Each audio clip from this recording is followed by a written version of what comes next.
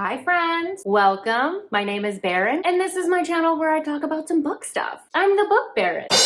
Welcome in. Today, I'm talking about some bookish FOMO that I've got going on. There are some authors that I have not gotten to that I wish I had. And every time I see their name pop up on my Instagram or when I'm looking at my TBR, I look at the name and go, oh crap, that's right, I haven't read them yet. Oh, these are some authors that I want to get a taste of, like Tyga. Slighted on a pimp gang with my pinky ring. Know what I'm saying? No? That's okay. Now that I've lost everyone. I wanted to talk about who those authors are and one of the books that I am most excited for from their backlist. Everyone on here is someone I've literally never ever talked about before. Can you tell I'm doing a TBR cleanup? I mean, like half my videos are about TBR stuff. We have to clean house. 400 books on a TBR and an Excel spreadsheet it's too much. With that, let's get into things. The first author that I have on this list is Shea Ruby. So Shea Ruby has put out one series that has 3 books. I believe it's complete. She writes dark, toxic romances. They're all available on KU. I found this author through Harley LaRue's Instagram, and the description when I read it just like grabbed me. It sounds toxic and dark, and it's got some features of mental health, and that just sounded like such a great combination. So the one I'm most interested from her backlist is Shattered Hearts. This is about Hallie. She's been on a self-destructive path for a little bit, finding her thrills between the sheets at the bottom of a bottle, but she comes across Zane, who is now her new addiction. But Zane's kind of got his own problems. Zane is actually also spiraling out, but Hallie really views this as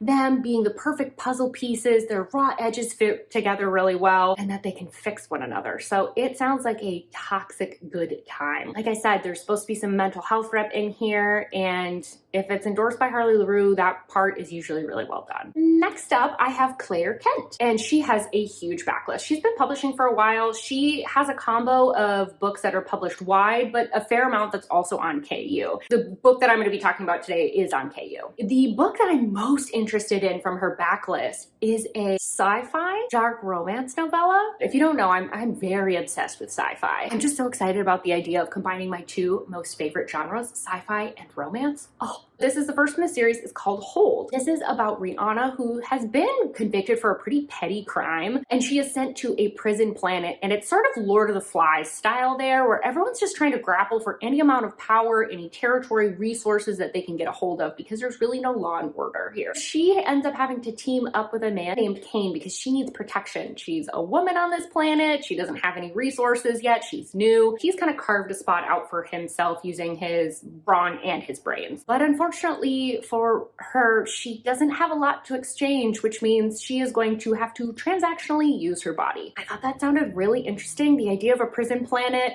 It sounded like Lord of the Flies, which if you don't know, it's one of the classics that I really love. This is one that every time I see her name, I'm like, oh, that's right, I need to get to her. There's also another one that's supposed to be like a post-apocalyptic like survival one that I was like, oh, that looks so good. There's plenty in her backlist that I'm like dying to get to. Next up, I have Skye Warren. She has a huge backlist. She's primarily published wide, and she does have a lot of books that are free. It's usually the first book in a series, so I know Pawn is, and I think there's one called Private Property, but she does have quite a few books if you just want to get a taste of what her writing's like. So she primarily does dark romances or romantic suspense. It's usually kind of one of the two. Book that I'm most interested in is Wanderlust because it's Captor Captive. That's correct. Good job, class. This is a dark Captor Captive standalone. This is about Evie. She's trying to like go on an adventure, hence the name Wanderlust. And the first night at this motel, everything just starts going wrong. She crosses paths with a trucker who takes a bit too much interest in her, and he will do literally anything to keep her. He takes her captive,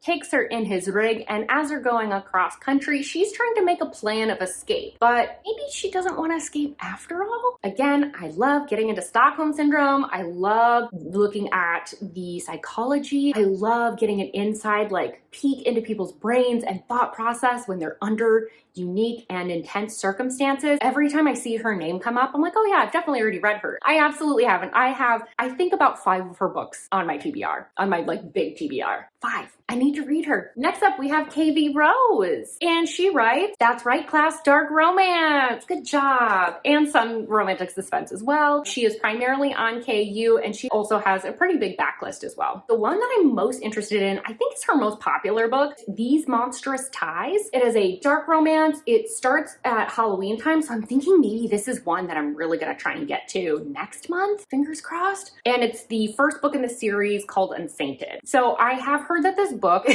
anecdotally, I've heard from people that this book is a little bit all over the place, but I'm here for a little bit of chaos. We're here for a good time, not a long time. This starts off with Sid on Halloween night. She ends up meeting the devil himself. Through some blood rituals, she sells her soul, but she's just sold a bunch of empty promises. Nothing comes of this. To make things worse, he just kind of disappears on her. So we flash forward. He has now reappeared in her life, but now he's actually got a lot to lose. And Sid is going in for some blood. She wants to get what she's owed. I love some female rage. I love a revenge plot line. I love when women go after whatever the heck they want. And if that's the devil, then so be it. There are so many of her books that are on my backlist. I also have Vargas, and there's one other book that I can like picture the cover in my mind.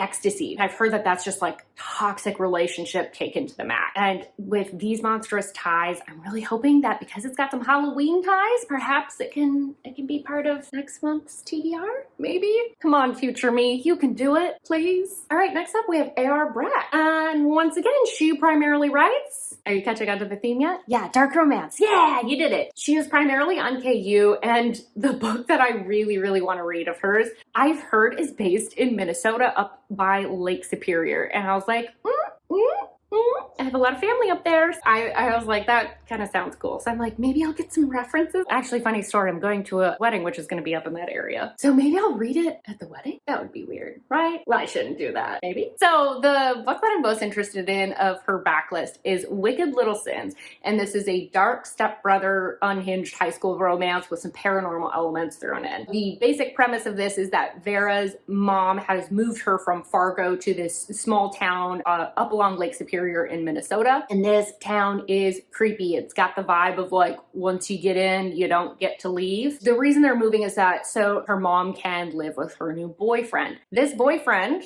comes with a son who has decided he is going to really make things difficult for Vera. That new stepbrother's name is Malik. And while all this is transpiring, we've also got her doing some witchy things, which, I mean, if we can't tell from the lipstick, I love some witchy energy. Next up, I have Rhea Rivers. So she does primarily like dark romance and sometimes some thrillers. Lately, she's been doing a lot of retellings, which is what I'm the most interested in. She's also primarily on KU. And the book I'm most interested in is Rouge, which is a Moulin Rouge retelling. It's also the second book in this series. You can't tell me what to do. You're not my real dad. I want to start with the second book. This is a dark billionaire romance. We've got some secret society elements. The secret society is called the Guard.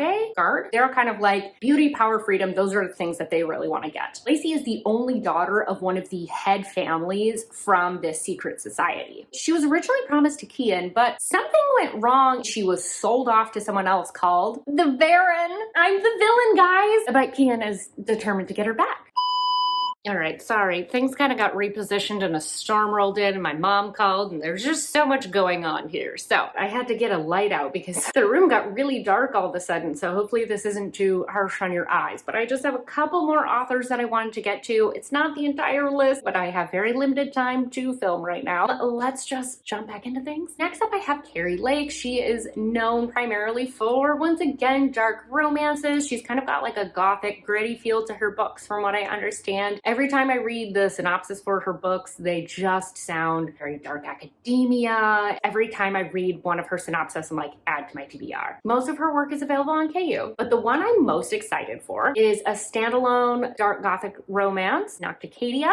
So this is a dark romance. It's taking place at a university. It's got some kind of like gothic vibes, and I believe this one is student teacher. So we have Dracadia University. It's a very prestigious institution that just so happens to be on a haunted island. The heroine heroine for this book, unfortunately, just lost her mother. Not only is she dealing with literal ghosts in her life, she's also dealing with the spookiness and ghosts on this island. And while it's great to go get an education, she ends up becoming entangled with her professor, who is known as Dr. Death. So that's fun and ominous. Fortunately, they're haunted by some dark secrets related to the school as well. So sounds nice and spooky. Sounds like something that should also be on my TBR for next month. My TBR for next month is getting out of control already.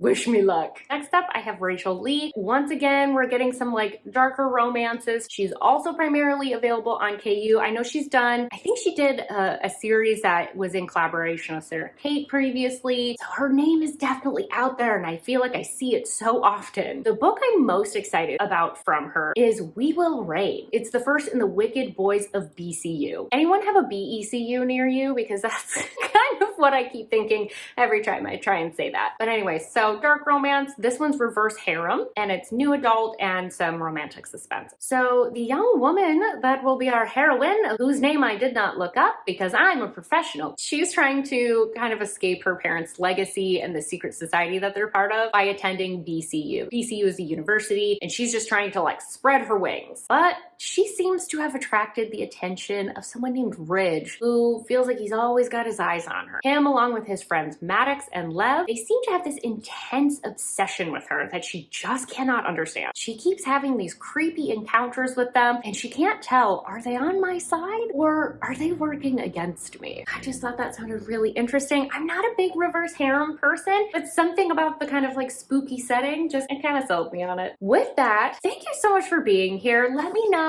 what your author FOMO is, who's on your TBR that you just can't believe you haven't made it to. I know we've all got someone, and in my case, I could add about 5 more people to this, truly. Thank you so much for being here. Don't forget to like this video if you liked it, subscribe if you want more content from me, and I hope to see you in my next video, hopefully when it's not so dark and nasty. Bye-bye!